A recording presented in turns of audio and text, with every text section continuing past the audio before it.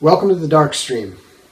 Voxday, voxday.blogspot.com, and, of course, SJWs always lie.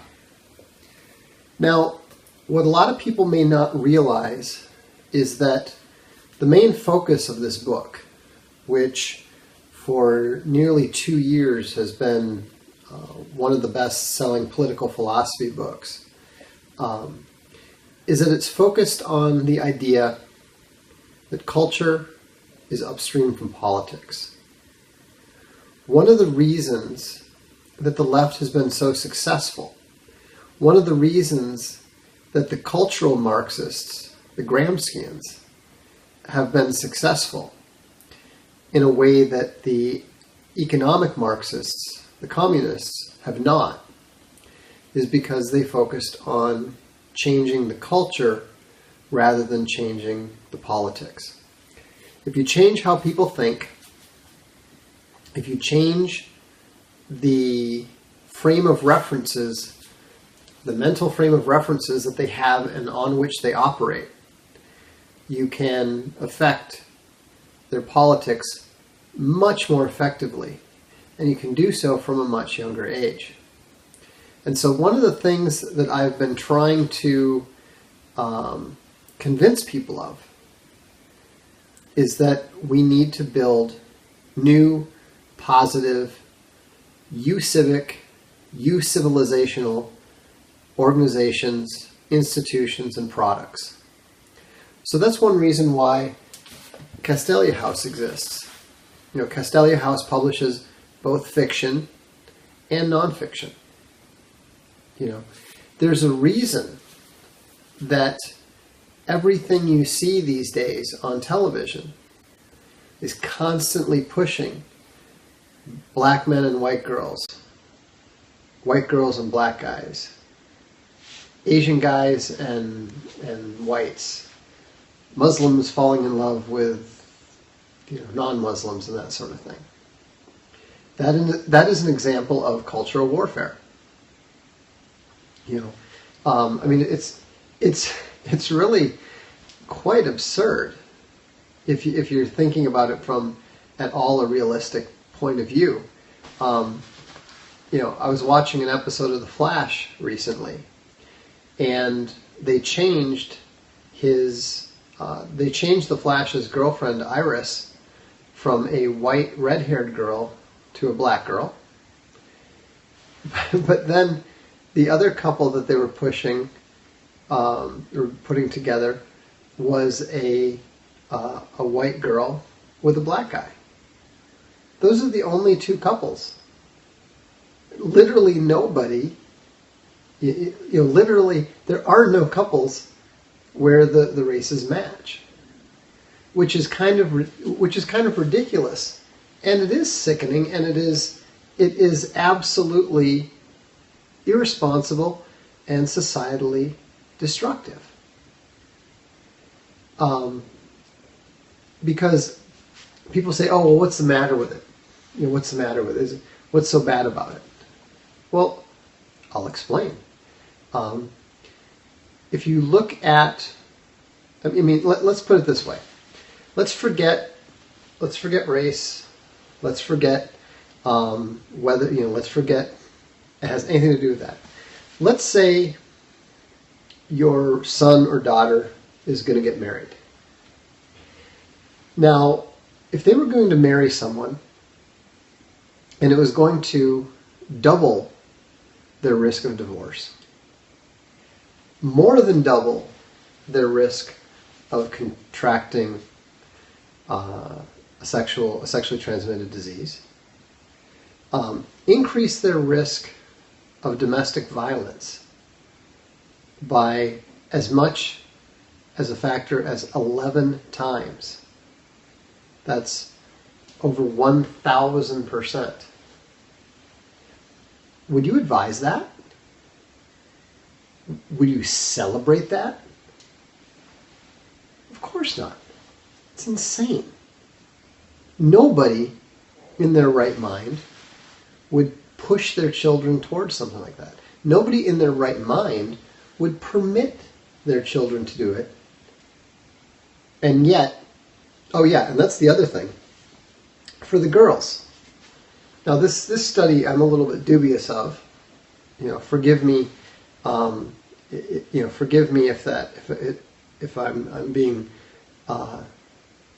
scientifically racist, because frankly the study is a fairly small study, and it was performed by a black female scientist who I suspect may have been a little bit biased, because the numbers are so high that they're very difficult to credit.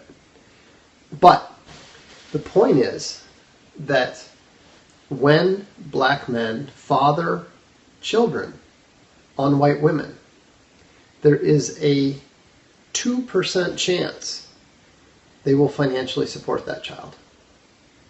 98% of the time, this is according to this scientific paper that was published, again, not by the KKK, not by some, racist, bigoted, hater white people.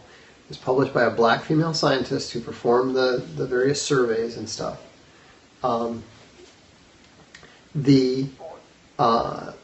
Basically, it's on my blog. If you do a search, you can find it. Black men are not very good about supporting their children anyhow. We know that. This is not news. It's, you can just look up the welfare statistics. But they are particularly indisposed to support half-white children. And anecdotally, I can back this up. Go to Disneyland.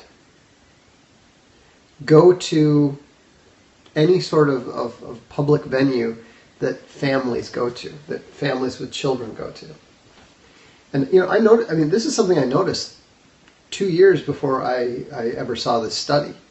I'd actually put it up on the blog. You can see it.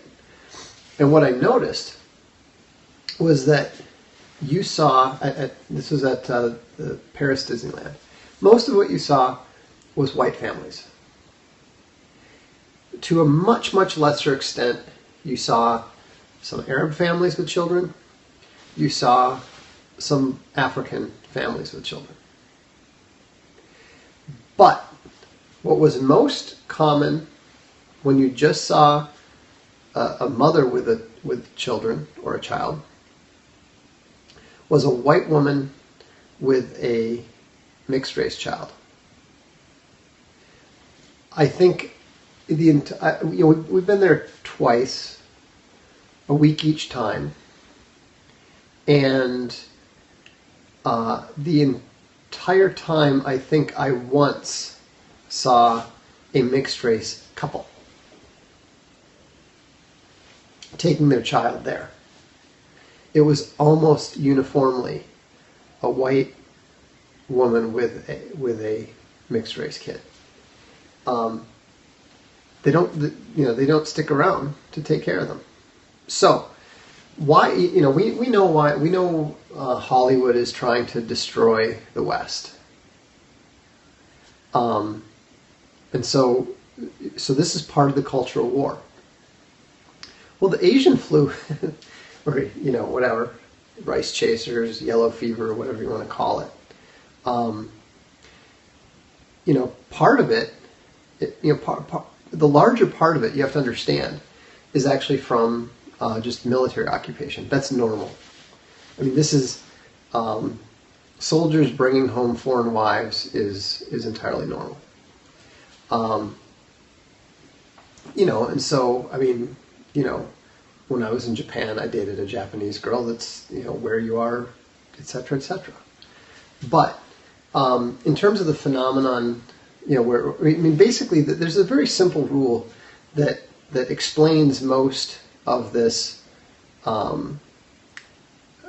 cross-racial attractions, and I'm the product of that.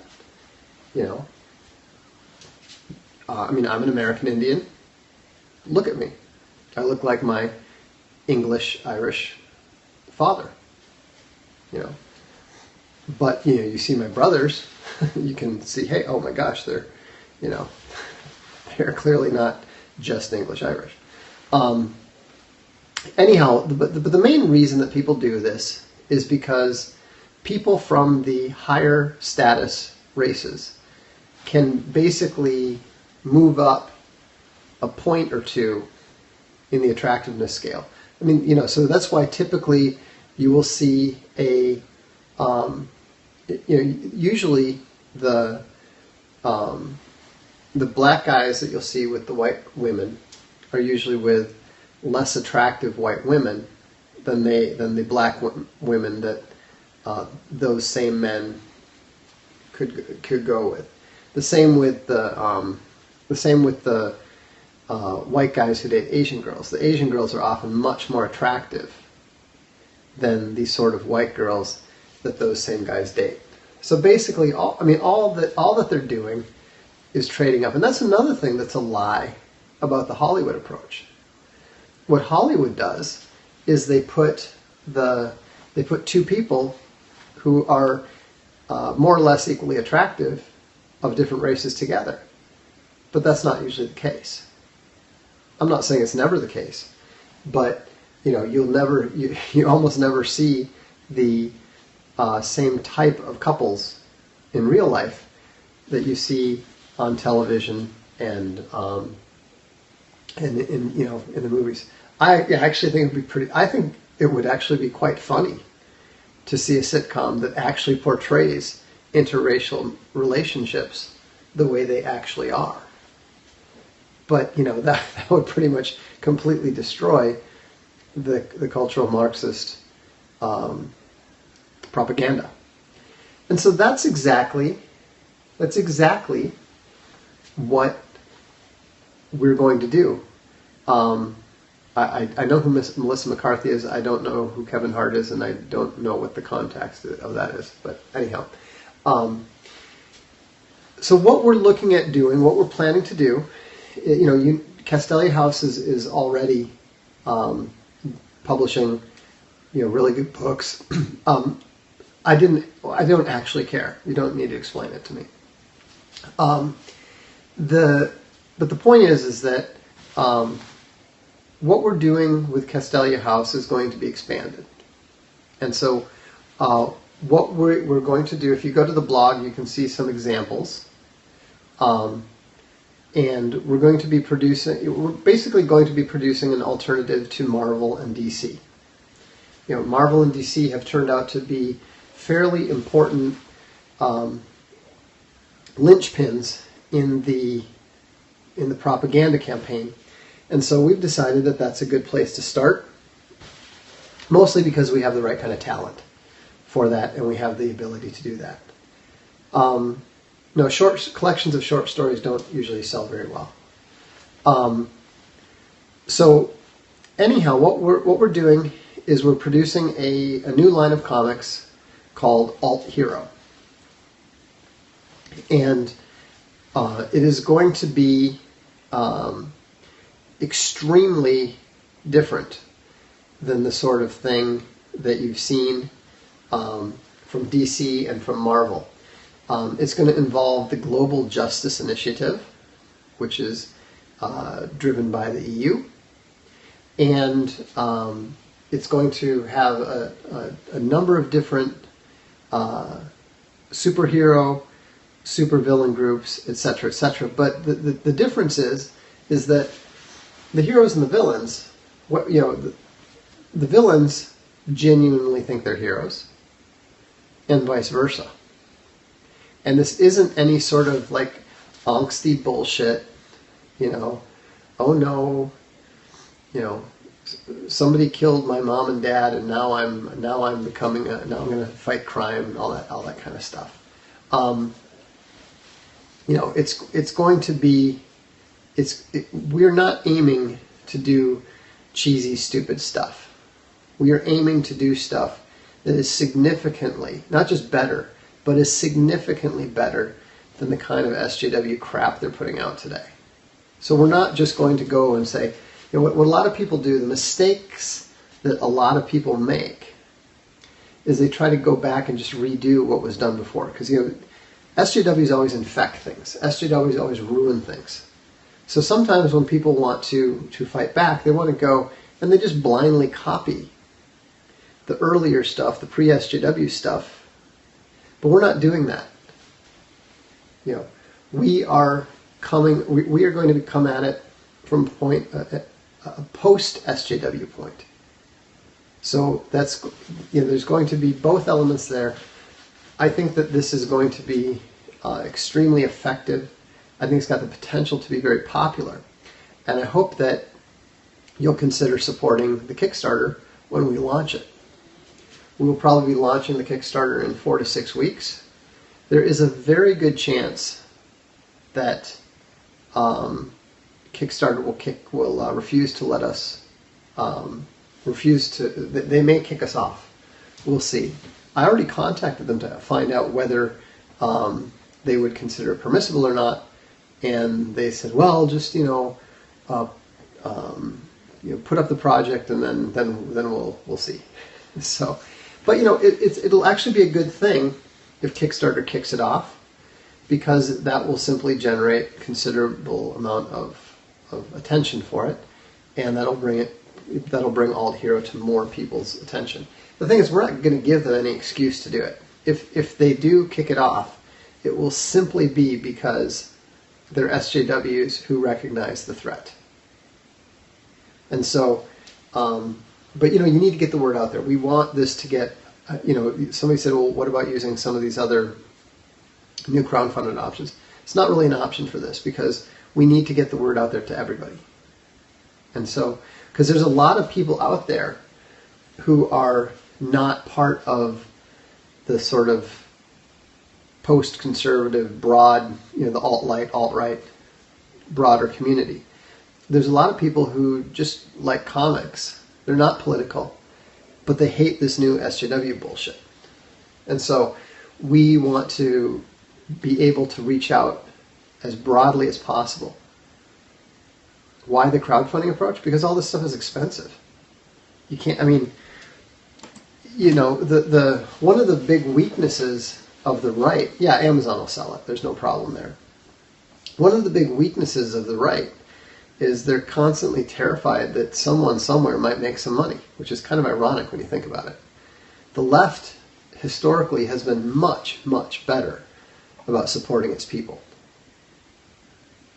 Now, of course, part of that is because they take over the foundations and they take over the big money granting mechanisms, and then they just pump the money into the political causes they favor. And that's why people find it profitable to, like Anita Sarkeesian. She's made a lot of money simply by running around shrieking SJW, SJW, SJW stuff. Don't worry. We already have. We have the artists. When we launch the Kickstarter, we'll have probably we'll have about 14 pages from 3 of the different books, plus 2 covers, plus additional character stuff. You're going to be able to see exactly what the quality is doing. You're going to see exactly what it's going to be like, and you can already see. Yes, I'll be doing a fair amount of the writing. You can if you go on the blog and just do a search for Alt Hero, you can already see how massively. We are not merely rejecting the SJW narrative. We are prison raping the SJW narrative. The target is basically teens to adults. So, it's not going to be adult stuff in the sense of, showing people having sex or showing breasts and all that sort of stuff. And we're not interested in doing that. We're interested in telling great stories that are pro-civilizational, pro-civic, stories of the West. This is very different than this is very different than, say, the stuff I'm writing with Selena, the Throne of Bone stuff. You know, I'm just doing that myself. It's not crowdfunded. I'm not asking people to make it happen. You know, that's something that I'm doing on my own risk. You know, so I'm very comfortable there. You know, writing stuff that is, you know, potentially off-putting to a lot of people. People who have read my books understand what I'm talking about. You know, A Throne of Bones and A Sea of Skulls are not for the faint-hearted. They're meant to be something that is more for the George Martin crowd. You know, so you know, I mean, like with the Quantum Mortis books, as one guy said, it's the first time I've ever read about impromptu eye surgery being performed during an arrest. You know, so that's pretty extreme. Everything from impromptu police surgeries to orbital artillery. But you know, that's just stuff that I'm doing. So I you know, on my own. So it's different. What we're doing with Alt Hero, because we're going to be relying on the backing and the support of a lot of people, means we have to be responsible, we have to be careful, and we have to not push we have to not push buttons just because we can. You know, but trust me, I mean, we're not talking about soft pedaling anything. Look up the examples at voxday.blogspot.com. Do a search for Alt-Hero, and you will see that these comics are going to be awesome. What we're planning to do, what we'll be looking to fund, we're looking to raise at least $25,000. That's going to allow us to produce four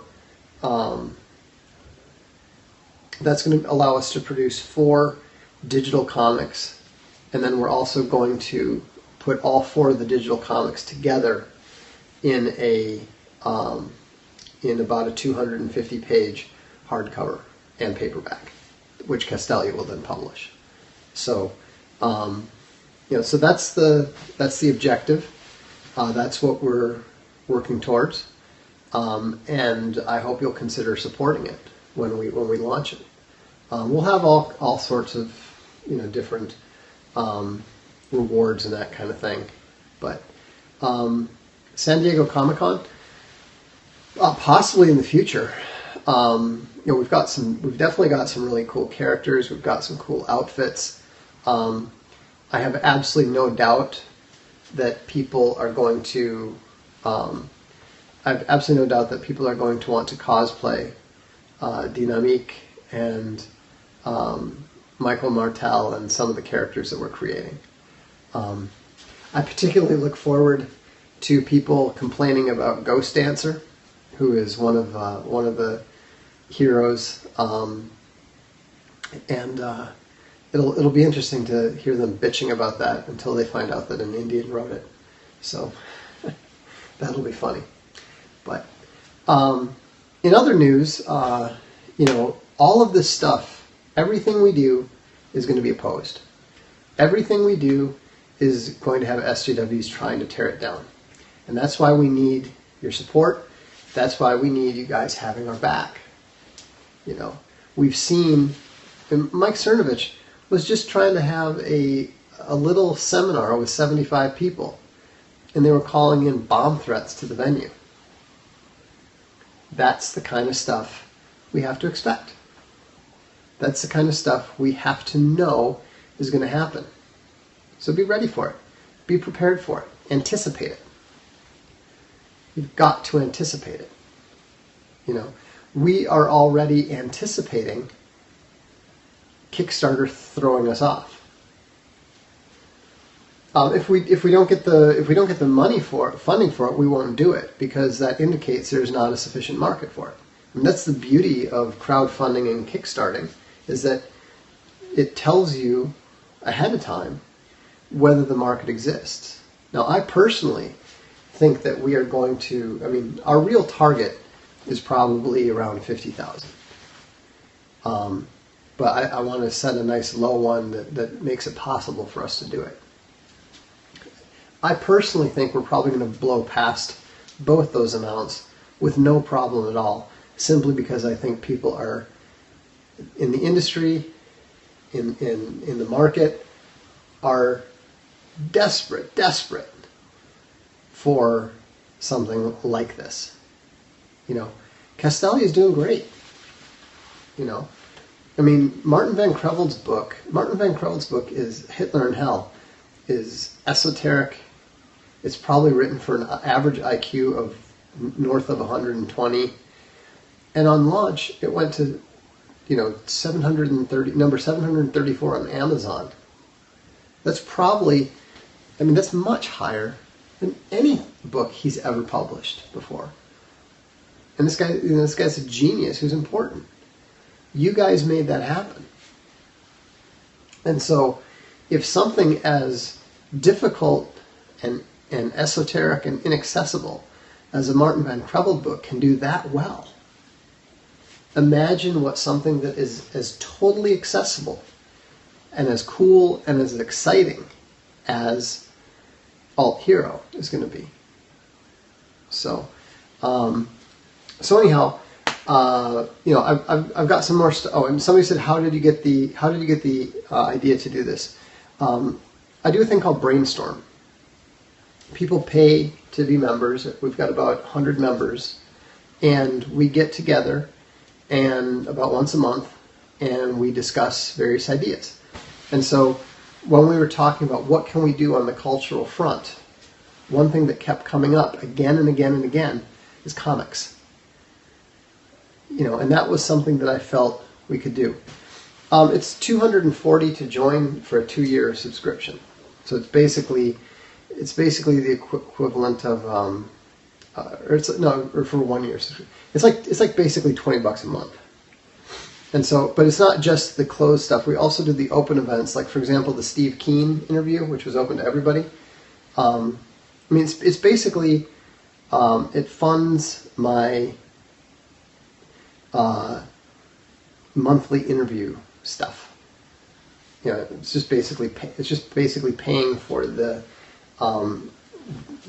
services that allow us to do that. Yeah, it's all at once.